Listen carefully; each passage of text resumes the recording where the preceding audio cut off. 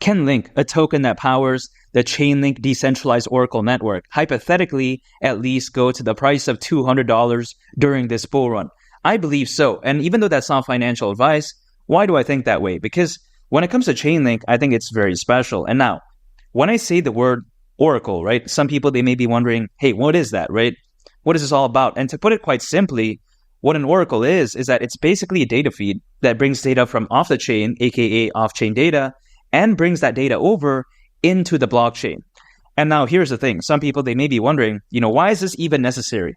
Because a lot of decentralized applications out there, they simply would not be able to function properly without this, right? So I think this right here is very revolutionary. Not being able to function, that's what she said. That's not something you want to have either, I should say neither in the boom boom in the bedroom or even in the world of blockchain technology. You just don't want that, right?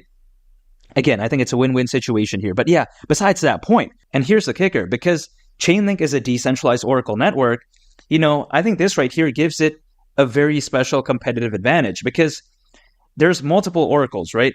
In a sense that, let's say one oracle, right, gave a result of $10. Another oracle gave a result of $8.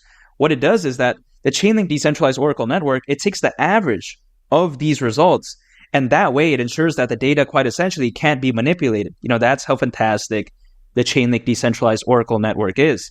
Again, right, it's not only coming from just an oracle, it's quite essentially a network of oracles in a sense that it helps, give the most accurate and most reliable result, which again, I think is very amazing. So for instance, right, a use case for Chainlink could be that it's providing, pricing data for, let's say, a cryptocurrency exchange or even a crypto pricing website as well, such as, for instance, in the case of CoinGecko.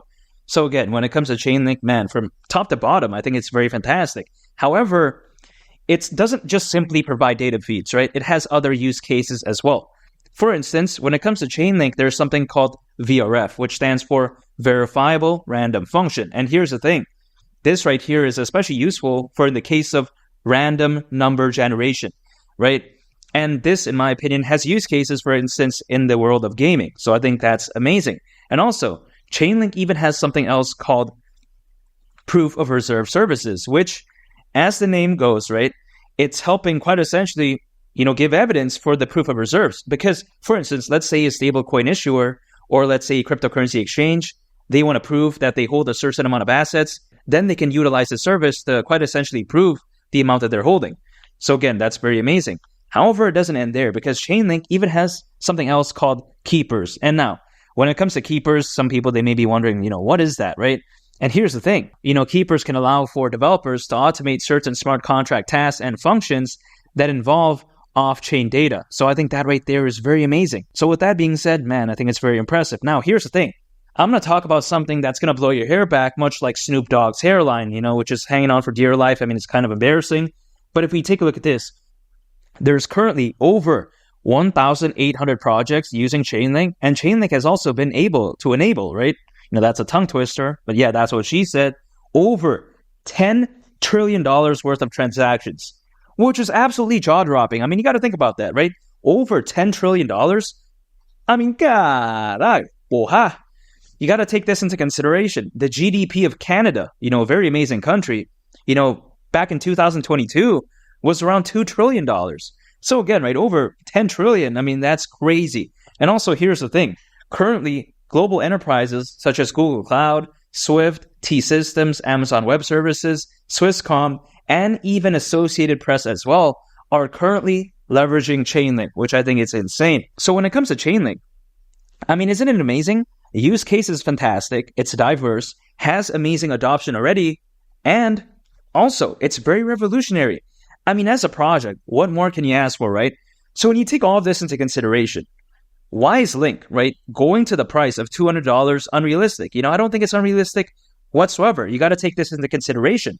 If it were to go to the price of $200, considering its current circulating supply, market cap at that point would be around $117 billion. Now, $117 billion, that may sound insane, but here's the thing. All-time high market cap for Ethereum was over $550 billion. I mean, you got to take that into consideration.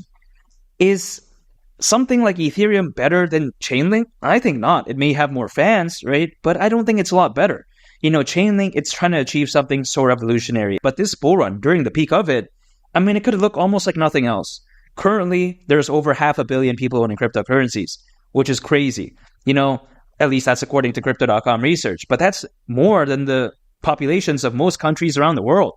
So when you have this many people owning cryptos, this bull run, I mean, it's going to tell all, right?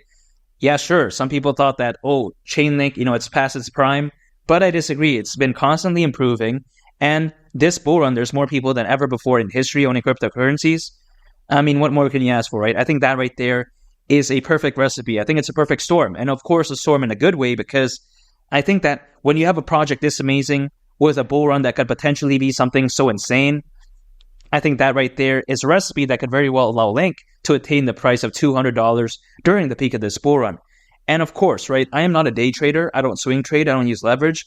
I like to keep things simple. I just dollar cost average. So anytime I earn income, I set aside some for Link. That's it. I'm not focused on the price on an hourly basis, day-to-day basis, week-to-week basis. I'm more so focused on the peak of the bull run. And I can't wait. I think that by dollar cost averaging, I'm just removing a lot of the unnecessary stress, because if people are day trading, they're shorting, they're using leverage, right? They could get liquidated. They could get stop loss. And of course, that's not a good thing. If I'm holding Link and let's say, the price goes down, hey, doesn't matter, right? I'm not getting liquidated. I'll just accumulate even more. And of course, I don't think Link is going to have a straight shot all the way, to $200. I don't think that's the case whatsoever. I think it's going to have a pump, a pullback. Cryptocurrencies, they don't just randomly pump up like this, in just like a matter of hours or whatever, right?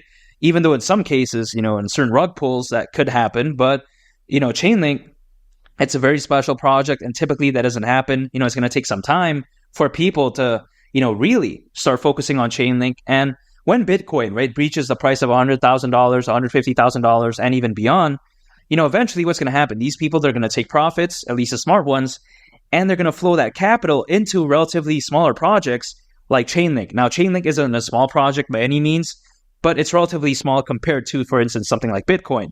And historically, this is accurate, though, because usually Bitcoin does pump first, and people start taking profits, they flow it into altcoins, and that's when the altcoin season really kicks in. So I'm preparing myself for that. And again, that's by constantly dollar cost averaging.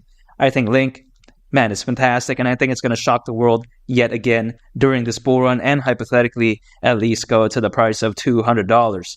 And make sure to subscribe if you gain value from this video. I'd greatly appreciate it. And also on top of that, make sure to check out this very fantastic video. I think you all would really love it. It's been Lee the Captain, and I'll catch you all on the next one. I'm out. Peace. Bye.